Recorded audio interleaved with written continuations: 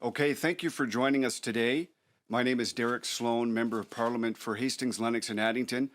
I'm here today on behalf of the End the Lockdowns Caucus. The End the Lockdowns Caucus is a interparliamentarian, interjurisdictional caucus with over 60 elected members from the federal, provincial, and municipal levels of government. We have party leaders as well who have joined together from over 7 provinces to say that the use of the lockdowns as experienced in this country have been disproportionate to protecting us from COVID in relation to the harms that they have caused. And today I have with me 3 other prominent members of this caucus who will present our view on lockdowns from different levels. I will be addressing the federal level. Member Randy Hillier from the provincial legislature in Ontario will be addressing the Ontario response. Maxime Bernier will be addressing what is going on in Quebec, and Pastor Michael Thiessen will be addressing the impact on churches.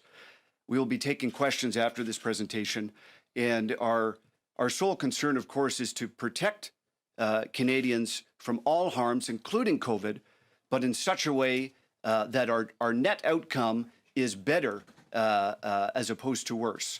And I believe with the implementation of the lockdowns as we have seen them, we are in fact worse off than if we had done more targeted measures to protect the most vulnerable. To speak about the federal government, I would like to be fair to them and say that COVID-19 caught all of us off guard. No one here should expect perfection from the government, but we should expect the government to learn and respond quickly. And what we have seen from our government is a series of failures, and I will outline them today. The first was a failure to respond to COVID-19 at the beginning. While countries like Taiwan implemented travel measures against COVID-19 on January 1st of 2020, our public health authorities were calling them racist and ineffective for months after this time. Taiwan is only roughly 100 miles off the coast of China, and yet they have had 11 total COVID deaths to date. That is 11 total, not 11 per million, but 11. This early failure to restrict travel, I believe, enabled the virus to gather critical steam here in Canada. The second failure was a failure to protect the elderly. We knew very early on that the virus was impacting disproportionately our elderly, and yet very little was done to keep them safe. It is true that the regulation of nursing homes and healthcare is a provincial matter, and there were failures at that level, but the federal government was not sounding the alarm on this when early data showed that seniors were disproportionately affected. The third failure was a failure to engage in experimental and prophylactic usage of promising drug and vitamin treatments. I will use ivermectin and vitamin D as examples, but there are others. The studies on the correlation between high vitamin D levels and positive outcomes with COVID have been impervious. The Karolinska Institute just published a comprehensive synthesis in the journal Lancet Diabetes and Endocrinology on how vitamin D offers a great degree of protection against all respiratory viruses. Note, I'm not saying cure, but we are talking about what can we do statistically to enable our population to get through COVID with better outcomes. Recently, the World Health Organization updated its guide on therapeutics and COVID-19. Under ivermectin, the meta-analysis shows an 81% drop in mortality among those who used ivermectin as opposed to standard care. It also shows a 64% decrease in hospitalization. Nonetheless, the World Health Organization refuses to endorse it because it claims the confidence level is low. It is shocking to me that these global elites would continue to treat this long-used drug as experimental while treating novel vaccines that were only studied by the companies creating them as ironclad. And we are seeing issues with some of these vaccines right now. We should be proactively trying new treatments as every day counts in this fight. I have seen nothing to indicate proactivity on studying or using these promising treatments. If we are going to force even our 2-year-olds to wear masks, then the least we can do is recommend prophylactic vitamin D usage. The fourth failure was a failure of the federal government to give any useful information on COVID-19.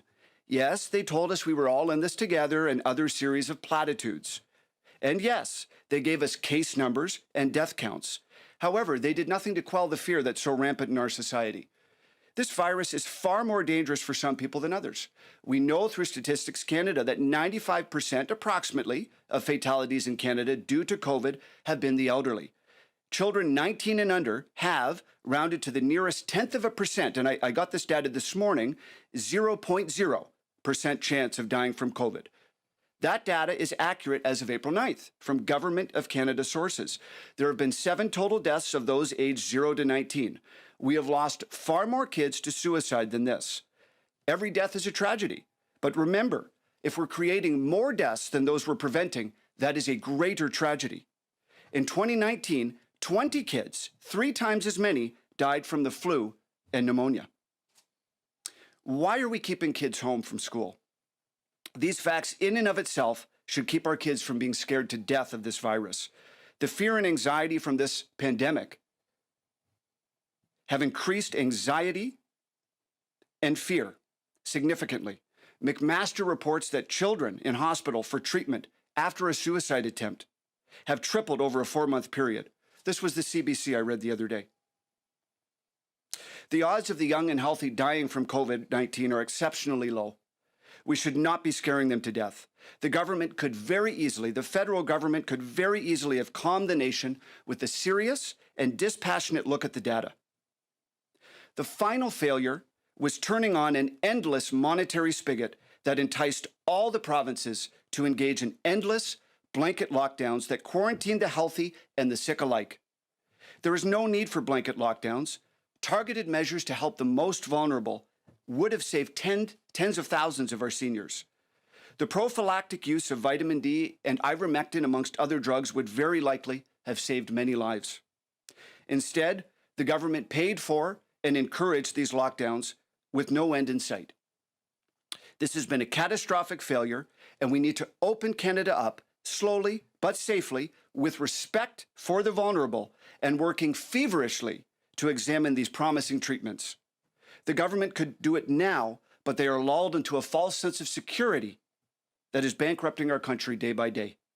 Even American liberal media is calling out this government's failures, and we're not seeing the same level of criticism here. Lockdowns have costs. We're seeing it in a rapid rise of eating disorders, mental health conditions, addictions, bankruptcies, and more. The federal government has failed to act quickly and wisely with respect to this virus, and continues to make these mistakes over a year into the pandemic. All I'm asking is for the sanity to begin and to start now. Thank you so much.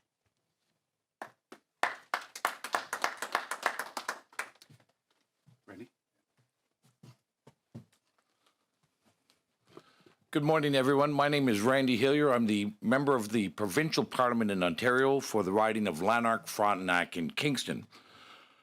It's a pleasure to be here with the End the Lockdown Caucus, and I'll share my few remarks about our government's response to COVID. I believe our province and our country is facing the greatest threat that it has ever faced in its existence and in its history. This threat is not external. This threat is not COVID. This threat is a struggle and a conflict for the conscience of Canadians. We have seen all our governments enact measures that are un-Canadian, measures that are unconstitutional, measures that are political, under the pretext of a health crisis. And I say that with all sincerity. We are engaged in tremendous censorship in our society through the mainstream media, through social media, and self-censorship of ourselves in our desire for conformity. We have attacked, and no one will uphold, our freedom of conscience, our freedom of worship, our freedom of mobility, our freedom of speech, our freedom to assemble and to gather peacefully. all of those are under attack in Ontario and many other provinces. Our provinces will not uphold the rule of law. Our federal government will not uphold the rule of law.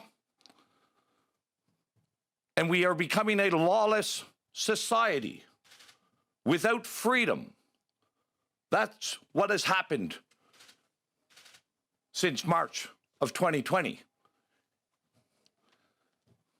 And it's happened because we prevent honest discussion. We preclude honest dissent. People are ridiculed and scorned for speaking of evidence and data that contradicts the public health narrative. I've had many people ask me, what and how can we explain what has happened to us since March of 2020? And many people think that they liken this to a war. We don't sure who we're at war with. Is it public health who prevents treatments? Is it our governments that are there to protect our freedoms? We need to start speaking honestly. We need to stop acting irrationally. We need to be guided by science and data and evidence, not experts who twist and manipulate that data and evidence.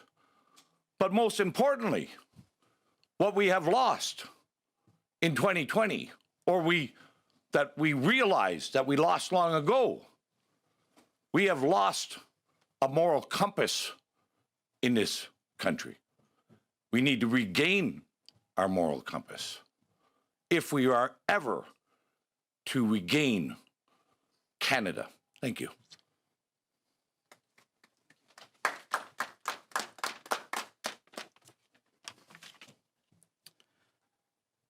Good morning. My name is Michael Thiessen. I'm the campaign manager for Liberty Coalition Canada. One of the things that we need to realize in the middle of this crisis is that science is not a moral authority. Most people today are saying to me, follow the science, trust the science to get us through this. The science says this for today. But science in and of itself has no moral ability.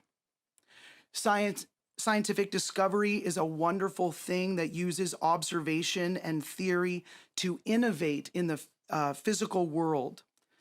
But the directional use of science must be guided by another discipline. Science in and of itself is not a moral authority. Scientific innovation can be a helping hand, or it can be a striking fist. For the past 13 months, Canada has egregiously ignored the rule of law. We have become, as Mr. Hillier has just said, a lawless nation that has all but thrown out constitutional law. And even at times, with the entrance of police onto church property and shutting down different businesses and churches, we have thrown out criminal law. And we have been constantly fixated on science. I love science. I have 2 children who have had significant health challenges, and I greatly appreciate our health professionals. But historically in this country, we received our constitutional and criminal code from the long history of the Western world. The 10 Commandments, the moral law of God, have provided the foundational principles for life, liberty, and justice. The moral law was designed to prevent and restrain evildoers, and at the same time to provoke each person to acknowledge sin, blindness of our own behaviors, and the validity of judgment upon ourselves. God has given us consciences in order to reveal our behaviors.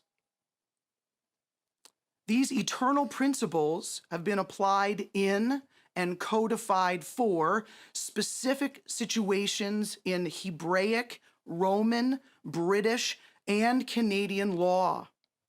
But now we have traded the 10 commandments of eternal principles for 10,000 Covidian commandments. Even though the Royal Coat of Arms of Canada invokes the dominion of the Lord Jesus Christ over the land when it quotes Psalm 72:8 in Latin, he shall have dominion also from sea to sea and from the river unto the ends of the earth. And the supremacy of God over the dominion of Canada is clearly acknowledged in the preamble of the Canadian Charter of Rights and Freedoms, whereas Canada is founded upon principles and recognizes the supremacy of God and the rule of law. Even though these things are acknowledged, our nation continues to trade wisdom as positivized historically in our law for a panicked secular response. Never before in our lifetime do we feel so trapped, like permanently living on the schoolyard where the bigger and smarter kids are teamed up and telling the rest of the kids to stay on the fringe and dig dirt in the corners. The Liberty Coalition of Canada is a national network of clergymen, elected officials such as these marvelous men, small business owners, professionals, legal experts, and other concerned citizens aligned together to produce a change in the current situation for the good of all Canadians. We are currently involved with 5 initiatives, all of which are designed to restore the rule of law and the joy of liberty in this nation. I'm humbled and honored that one of these initiatives is the End the Lockdowns Caucus, and I am proud of these brave politicians and others who are not with us, who are standing up against these illegal lockdowns. Thank you.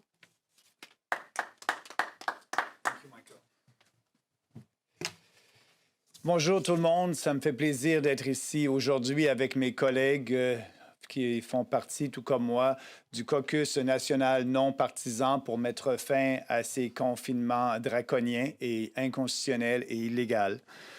Dans une démocratie, comme vous le savez, l'une des principales obligations des politiciens est de protéger nos libertés individuelles et de protéger nos droits. Eh bien, au cours des 13 derniers mois, des restrictions imposées par le premier ministre et les premiers ministres provinciaux ont violé nos droits et nos libertés. Nous vivons avec des confinements et des restrictions qui dictent tous les aspects de notre vie depuis plus d'1 an. C'était censé être une mesure qui allait seulement durer 2 semaines pour aplatir la courbe. Mais jamais, dans l'histoire de l'humanité, un pays n'a confiné toute sa population pour lutter contre un virus. Cette expérience est une ratée, et ça, je ne suis pas le seul à le dire. Nous devons réouvrir notre économie, sachant que le taux de survie pour les Canadiens de moins de 70 ans est de 99,95% parmi les personnes infectées par le virus. Et les Canadiens de moins de 30 ans sont plus susceptibles de mourir de la grippe saisonnière que de la COVID. Les gouvernements et les médias, oui, les médias, alimentent la peur et l'hystérie du public à propos de la COVID, en faisant taire les opinions contraires et expertises contradictoires. J'espère que je me trompe aujourd'hui et que les opinions de mes collègues vont être entendues par nos citoyens canadiens. L'hystérie COVID doit prendre fin. Le gros bon sens doit prévaloir. M. Trudeau a déclaré que les vaccins n'étaient pas suffisants pour mettre fin aux masques obligatoires et aux restrictions de distanciation sociale. Pour M. Trudeau, cette fausse crise dure longtemps et plus elle dure longtemps, plus il peut dépenser d'argent et plus il peut acheter des votes. Les confinements et les mesures drastiques ont des effets désastreux. Mes collègues en ont parlé. Nous avons des gens qui meurent suite à des opérations annulées, des décès par surdose de drogue, des dépressions, des suicides, des entreprises qui font faillite. Le remède est maintenant pire que la maladie. Les provinces ont pris ces mesures autoritaires encouragées par le fédéral dans son rôle de coordination en santé publique. Le Parti populaire du Canada cessera d'encourager les provinces à imposer des confinements à leurs concitoyens en ne finançant pas les coûts économiques de ces confinements inutiles et dévastateurs. Les politiciens de l'establishment veulent imposer aujourd'hui un passeport vaccinal. Ils veulent nous diviser en deux catégories de citoyens, les personnes vaccinées et les personnes non vaccinées. Les Canadiens vaccinés auront des privilèges par rapport aux non-vaccinés. Les personnes non vaccinées ne pourront pas voyager, pas aller à un match de hockey, à un concert rock. Ils ne pourront pas participer pleinement à la société civile. Je ne veux pas d'une société où l'on doit montrer ses papiers pour participer à la vie en société. Le Parti populaire du Canada est le seul parti politique national qui se bat ouvertement pour mettre fin à ces confinements autoritaires et contre tout passeport vaccinal. Et lors de la prochaine élection générale, les Canadiens auront un choix clair entre tous les partis de l'establishment, les libéraux, les conservateurs, les néo-démocrates, les Verts et le Bloc québécois, qui soutiennent et défendent ces mesures draconiennes et inconstitutionnelles, et nous, au PPC, qui allons toujours nous battre pour préserver nos libertés. Nous devons travailler ensemble et nous dresser contre la tyrannie qui nous empêche d'être forts et libres. In a democracy, one of the chief obligations of politicians is to protect our individual liberty and our personal rights. In the last 13 months of restrictions, the Prime Minister and provincial premiers have violated our rights and freedoms. We have been living with lockdowns and restrictions that have dictated every aspect of our lives for over a year. It was supposed to be a 2-week measure to flatten the curve. Never in the history of mankind has a country locked up its entire population to stop a virus. It is a failed experiment and Canadians are paying the price. We must reopen our economy knowing that Canadians under the age of 70 have a 99.95% survival rate among those infected with the virus. Canadians under 30 are more likely to die from the seasonal flu than from COVID-19. Governments and media are stoking public fear about COVID by silencing conflicting opinions and expertise. Doctors, nurses from across the country have proven that lockdowns are an ineffective measure. But the historical narrative is pushed above rational debate. This COVID hysteria must end. Common sense and scientific debate must prevail. Mr. Trudeau said vaccines were not enough to end mask warrants and social distancing restriction. The longer this fall crisis lasts for Trudeau, the more money he can spend without restriction and the more votes he can buy. We must open the economy and lock down Mr. Trudeau's spending. Because of these lockdowns and drastic measures, Canadians are dying from cancelled surgeries, operations, drug overdose, and suicide. Rates of depression have risen dramatically across the country, and our children have suffered immensely The cure is worse than the disease. However, Trudeau and the federal government are not the only ones to blame. The provincial governments are responsible for the destruction of our economy and our society as well. A PPC government will not stand for this. The People's Party will encourage provinces to end their lockdowns by ending all financials of economic costs in relation to these ineffective lockdowns.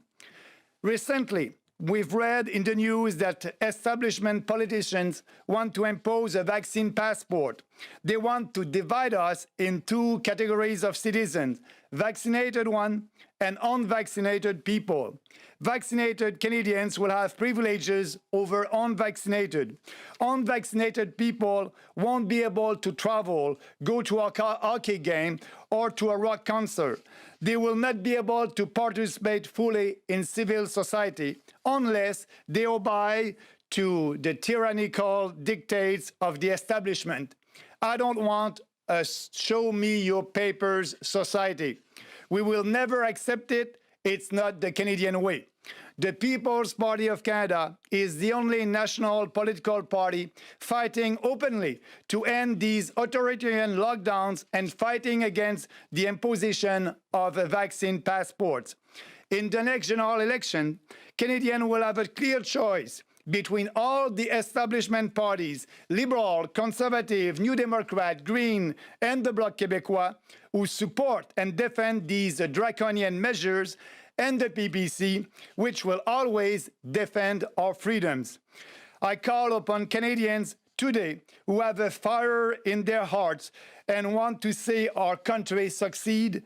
We must all work together and stand up against these tyrannical actions of the federal and provincial governments. Only through cooperation we can shape up Ottawa and start making Canada strong and free again. Thank you. Nous sommes prêts à répondre à vos questions. We are ready to answer your questions. Thank you. And we'll now go to questions, starting with questions on the phone, alternating it between the phone line and the room. One question, one follow-up per usual. Nous allons maintenant passer aux questions en alternance entre le téléphone et la salle, comme à l'habitude, une question suivie. Operator, do we have a first question? We do, and this is from Lena Dib at the presse, La Presse Canadienne. Go ahead, ma'am. Oui, bonjour. Monsieur Bernier, deux petites questions pour vous. D'abord, à qui pensez-vous que vous parlez en ce moment quand vous voyez la situation au Québec et l'appui que reçoit Monsieur Legault pour ce qui est en train de se passer? Et puis, je vous ai entendu sur le passeport vaccinal. Vous êtes contre. Je me demandais si vous aviez aussi une opinion sur le vaccin. Est-ce que vous allez vous faire vacciner ou est-ce que vous ne voulez pas du vaccin? Bien, au Parti populaire, nous sommes pour la liberté de choix en ce qui concerne les vaccins. Les Canadiens peuvent et doivent se faire vacciner s'ils le veulent et s'ils le souhaitent. En ce qui concerne moi personnellement, j'ai 58 ans, je suis en pleine forme et donc je ne pense pas que j'ai besoin du vaccin. Mais comme j'ai dit lors de la présentation, je suis contre l'imposition de passeports vaccinal aux Canadiens pour voyager ou faire des activités. Ça va créer ça va éliminer l'harmonie dans notre société. Ça va créer une société où il va y avoir deux genres de citoyens, ceux qui ont un vaccin et ceux qui n'en ont pas. Ça va créer de la discrimination. En ce qui concerne la première partie de votre question, c'était à qui je parle. Je pense que je parle à l'ensemble des Québécois et des Canadiens. Monsieur Legault et Monsieur Arruda ont fait il y a quelques jours, une conférence de presse et imposé des masques pour les activités à l'extérieur. Et je pense que c'est une mesure qui n'a pas lieu d'être imposée. Les gens devraient être libres de porter des masques à l'extérieur s'ils le veulent ou pas. Et oui, je crois qu'il y a une minorité actuellement qui est d'accord avec les propos du caucus pour la fin des confinements. Mais cette minorité-là grandit sans cesse et on est une minorité parce qu'on a été coupé de l'action, coupé être capable de s'adresser aux gens par les médias ou les médias sociaux. Et c'est ce que je dis. Il y a eu une censure qui s'est effectuée et les gens n'ont pas eu l'occasion d'entendre un autre point de vue que le point de vue gouvernemental et le point de vue officiel. Et c'est ce que je déplore. Donc, je fais actuellement une tournée à travers le Canada pour justement sensibiliser les Canadiens sur l'autre point de vue et demander aux Canadiens qu'ils se lèvent debout pour défendre leur liberté parce que ce qui se passe au pays actuellement, c'est inconstitutionnel et on doit se défendre pour préserver notre liberté ici au Canada en 2021. C'est triste à dire, mais c'est la réalité. Quand vous dites Quand vous dites qu'il y a de la censure, je m'excuse, je m'entends un peu en écho. Quand vous dites qu'il y a de la censure dans les médias sociaux, j'aimerais que vous m'expliquiez comment est-ce quelqu'un vous aurait empêché de propager votre discours sur vos comptes de médias sociaux. Je ne vois pas trop. Et puis, quand vous me dites que vous êtes en bonne santé, vous n'avez pas besoin de vaccin, je me demandais qu'est-ce que vous pensez de l'idée que la vaccination, c'est un effort collectif, qu'on ne se vaccine pas juste pour soi, mais aussi pour éviter de propager une maladie qui pourrait rendre quelqu'un d'autre malade ou même tuer quelqu'un. Bien, en ce qui concerne les vaccins, comme vous savez, je ne suis pas contre les vaccins. J'ai eu plusieurs vaccins. J'ai été ministre des Affaires étrangères. J'ai eu à voyager. J'ai eu les vaccins. Mais pour ce qui est du vaccin de la COVID, comme je l'ai dit, je ne pense pas de le prendre. Et je pense que j'assume mes responsabilités. On va avoir une immunité collective qui s'en vient ici au pays grâce aux gens qui se font vacciner et aussi aux gens qui ont eu la COVID et qui ont développé des anticorps. Donc, ces deux phénomènes ensemble font en sorte qu'on va avoir une façon de pouvoir, le plus rapidement possible, arrêter ces mesures draconiennes et c'est ce que je souhaite. En ce qui concerne la censure, oui, vous avez raison de dire que je n'ai pas été censuré personnellement sur les médias sociaux, mais on regarde juste qu'est-ce qui s'est passé pour le gouverneur de la Floride, par exemple. Il a fait une conférence de presse avec 3 experts médicaux et YouTube a censuré cette conférence de presse-là. On s'aperçoit qu'il y a de la censure sur les médias sociaux et c'est ce qu'il faut contrer. We'll now take a question from the room. Louis? Oui, bonjour, M. Bernier. J'aimerais vous entendre. Ce matin, M. O'Toole présente son plan vert, son plan pour le climat, qui comprend notamment un prix sur le carbone qui serait moins élevé que celui de M. Trudeau. Qu'est-ce que vous pensez de ce virage-là que prend M. O'Toole et de cette approche-là par rapport à la tarification du carbone? Mr. Sloan, feel free to jump in also about the climate plan of Mr. Trudeau this morning and the fact that it includes the price on carbon, lower than the one for Mr. Trudeau, but I'd like to hear you about. Yeah, shortly, just to... ouais, OK, juste pour vous dire que je ne suis pas surpris. Je ne suis pas surpris. M.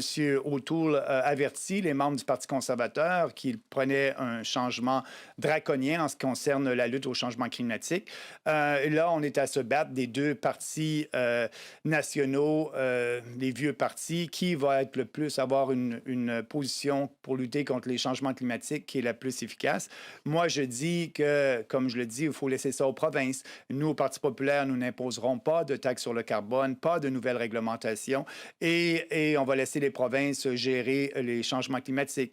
Mais on s'aperçoit que M. O'Toole, vêtement, il porte un masque rouge, un masque libéral et il pense aller chercher plus d'appui dans les grands centres avec cette politique-là. Je dis aux conservateurs déçus de ces politiques-là que la porte est ouverte au Parti populaire. Thank you for that question. Frankly, even I was surprised, and I've seen a lot come from Mr. O'Toole and this government. If you remember, in the leadership race, he was very definitive. He was accused, in fact, by Peter MacKay and others of clandestinely wanting to bring in a carbon tax, and I believe that's what's happened today. I mean, people can dispute me if they like, but I think that's exactly what's happened. I don't think I'm exaggerating to say that. With respect to what should be done, I mean, again, any global, any plan that Canada has to deal with any sort of environmental issue, particularly when it comes to emissions, needs to be global. And if we take our 1.7% of global emissions and make it 1.3 or 1.2 at great cost to our own economy, and China grows by 10%, it doesn't help anybody. In fact, it means probably we'll be buying more things from China. So I'm against that, but very interesting that that happened today. So thank you for that question. J'aimerais vous entendre sur un aspect plus technique. Je vois que personne ne porte le masque en avant aujourd'hui. Habituellement, la coutume veut que les gens qui ne sont pas au podium portent un masque. Juste m'expliquer, sans jugement, je veux juste savoir qu'est-ce qui explique ce choix-là que vous avez fait ce matin.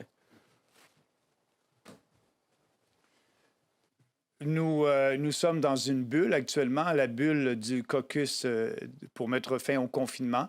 Nous avons eu plusieurs réunions ensemble, ce n'est pas la première. Et on décide de nous que, je l'ai dit tantôt, ces mesures draconiennes-là sont un peu exagérées. Je respecte les gens qui veulent porter un masque et c'est bien parfait.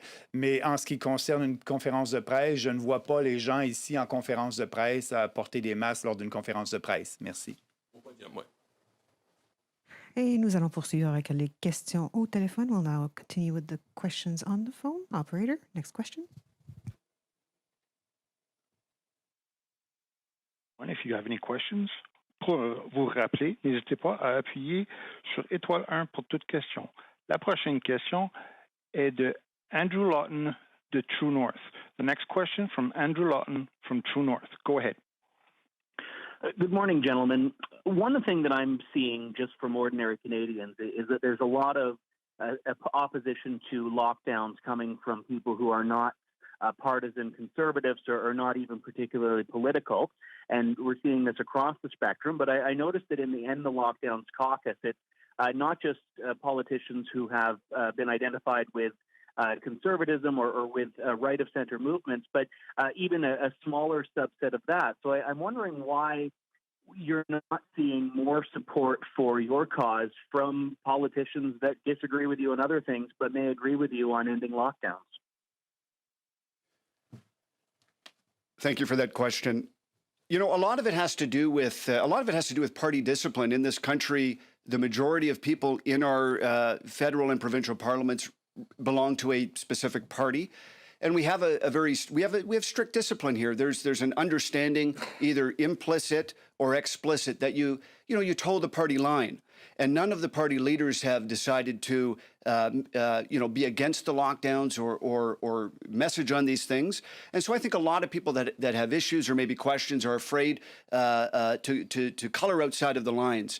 Overall, I think by leaders and others, it's a failure of courage, a failure of being willing to perhaps stand up and say, "Hey, we made some mistakes. We've learned. We want to move on." But it's a failure of courage. And I think that's what Canada needs right now, is more courage.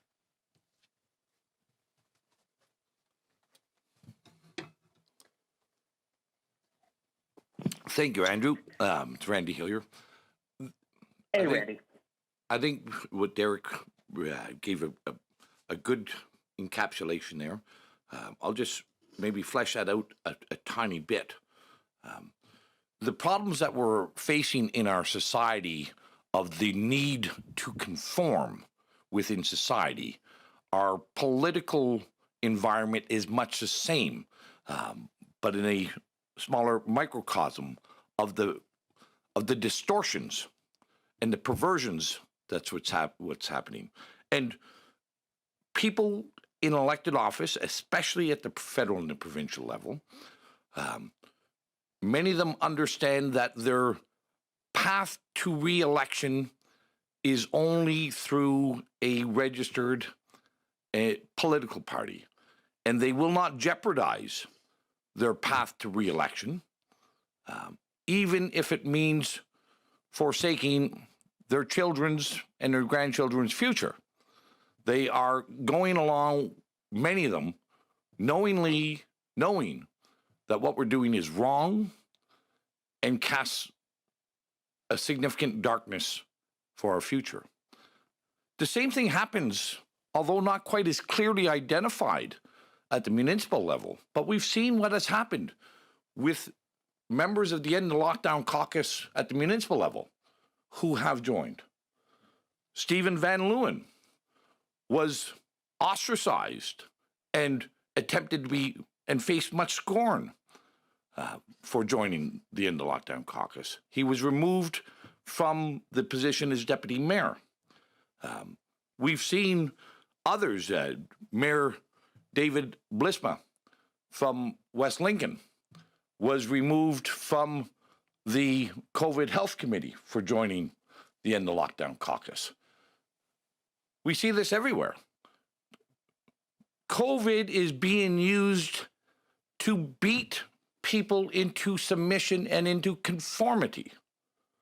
That anybody knows, if you want to have honest, truthful, public discussion and discourse, you will pay a price.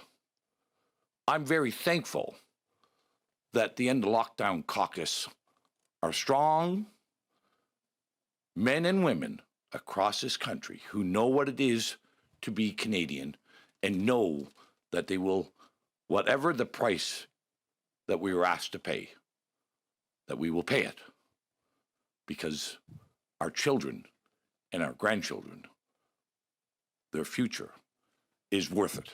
Thank you. Follow-up? Is the goal of your caucus to eliminate all restrictions and allow individuals and businesses make decisions for themselves, or is there a more moderated framework that you'd advocate for? Some form of restrictions, but a lot fewer and a lot more lax than what we're seeing from provinces right now. Well, thanks again for the question. This End the Lockdown caucus is a caucus of willing participants. There is no mandate and no expectation that there is only one voice for the End the Lockdown caucus.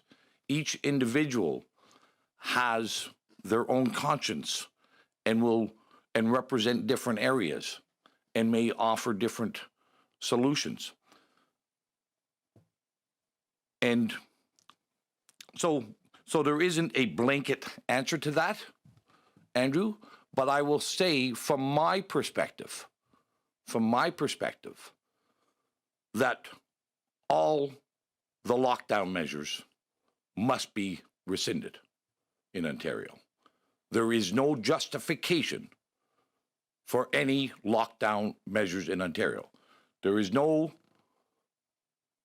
merit to having any business closed. There is no merit to having any church closed.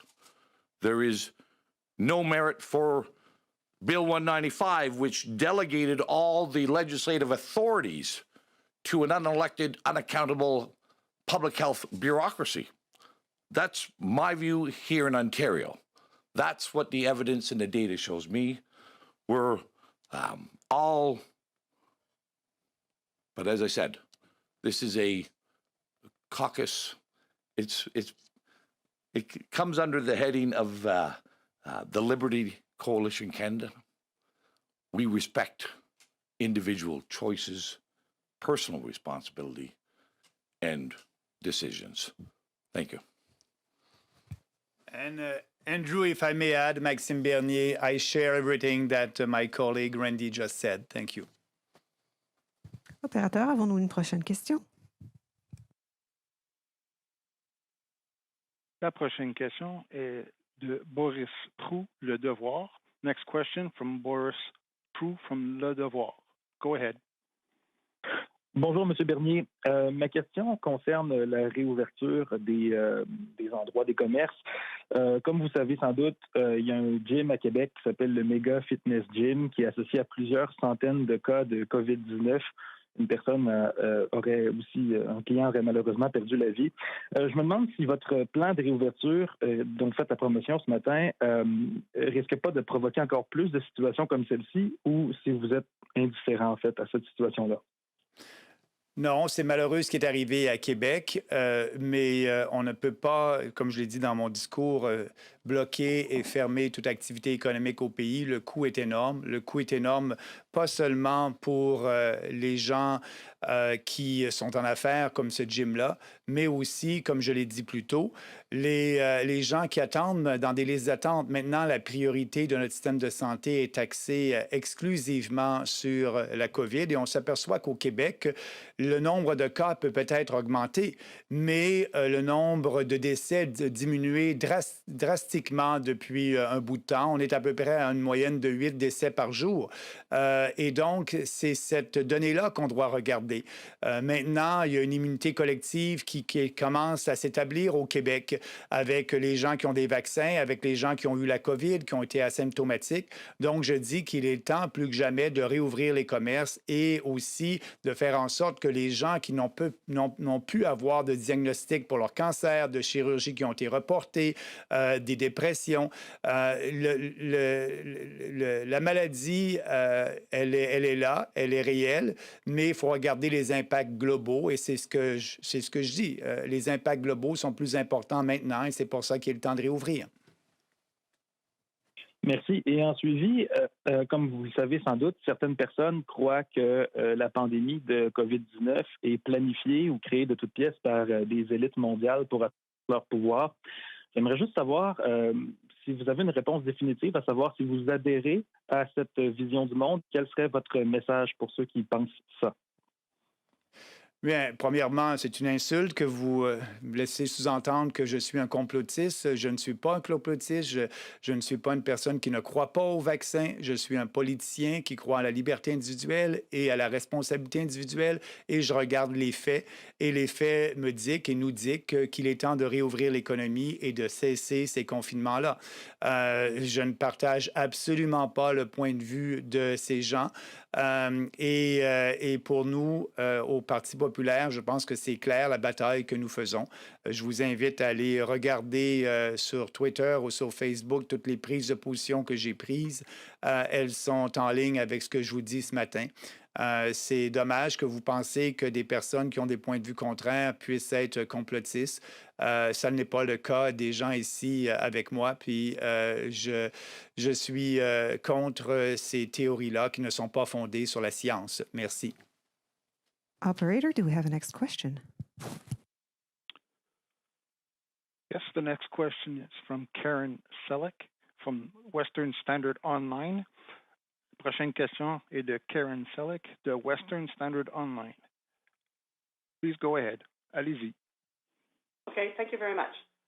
Derek, I am interested in what you were saying about vitamin D because this is a subject that I have been following and writing about for decades. And not just with respect to what vitamin D might do for COVID, obviously.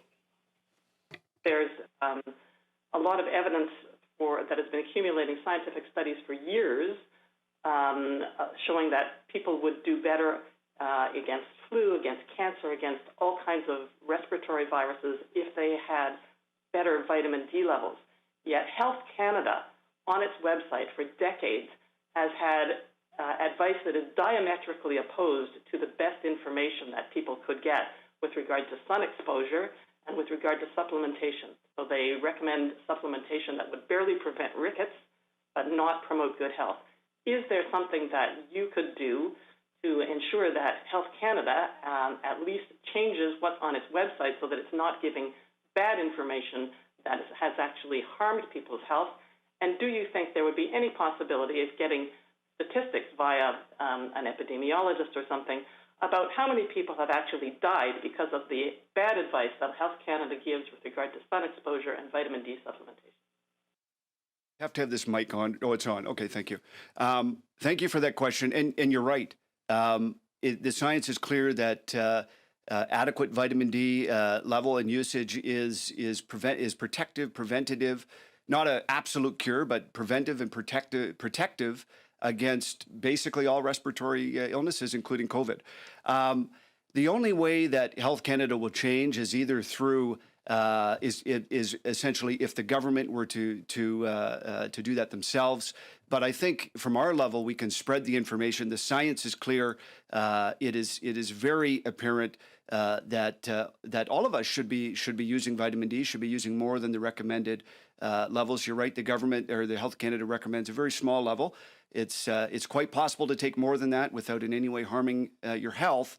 And I think we should all be doing that. It's something that they should have been recommending very early on, and we probably would have saved many lives had that been recommended.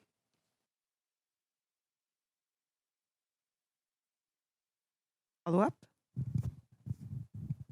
No, that's fine. Thank you. Opérateur, avons-nous une prochaine question? There are no questions registered at this time. Nous n'avons pas de questions pour le moment. J'aimerais retourner la parole à Mme Christine. I'd like to turn the meeting back over to Ms. Christine. And this concludes the press conference. Ici met fin la conférence de presse. Merci.